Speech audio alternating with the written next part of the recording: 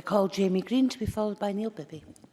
Thank you, Deputy Presiding Officer. I'm very pleased to participate in this debate, having raised this issue in this chamber a few weeks ago with the First Minister. I think it's very telling that no one's really making any political points today, that the support for Jackie Bailey's motion comes from across the chamber, and I'm very pleased to see the local member for Inverclyde, Mr McMillan, also participate in this debate. I mean, this is really about people, the service. It simply cannot be allowed to continue as it is. The status quo is completely untenable and unacceptable to people on both sides of the Clyde. Passenger numbers in the service have really been plummeting. In 2009-2010, around 71,000 people used the service regularly, and that's dropped to around 53,000 last year. And it's no great surprise, given the unreliability of the service. Passenger numbers have fallen around 30%, and possibly as a result of its unreliability. And despite this fall in passenger numbers, the service actually remains quite a similar size to many other routes, some of which are operated by CalMac, which carry a comparable number of passengers annually and more reliably. So one must ask why this service has been allowed to descend into such disarray. But instead of looking backwards, I would like to look forwards as well as to what we could do about the situation. The current contract with Clyde Link costs the taxpayer around £320,000 per year. This is actually an increase compared to the previous contract on this service, an increase of around £80,000.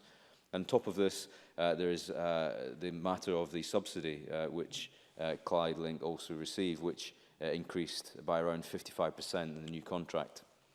The ferry claims to be, and I quote, a frequent, reliable ferry service from Gourock to Kilcreggan.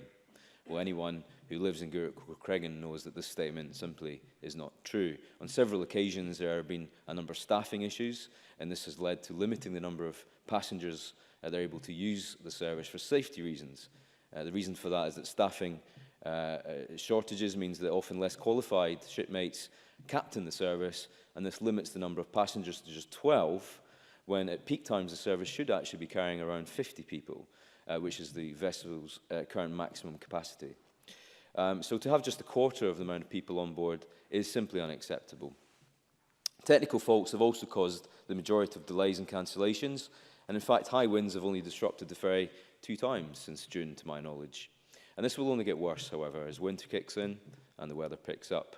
Now, the motion that Jackie Bailey has presented to us notes that disruptions have become particularly acute since June. So to put it into context, there have been over 50 days of disruption since June of this year. But this matter does not start in June. This has very much been a long-standing issue for quite a long time, affecting people on both sides of the Clyde. The problem is, Presiding Officer, when the service is cancelled, the only alternative is to go by road, and that's over a 100-mile journey. And that's simply unacceptable to the many different types of users who use the service. People commuting to Greenock to attend college, people who are travelling daily to work. I've heard stories from constituents who have got the ferry to work, only to discover they couldn't get the ferry home, and then had to get the bus home, or either called for someone to come round the Clyde and actually pick them up. It takes hours, and it's the last thing you want at the end of a long day at work. It's also affecting tourism, and it's also affecting people's ability to get to Inverclyde Royal Hospital as well. So the ramifications of this are quite large.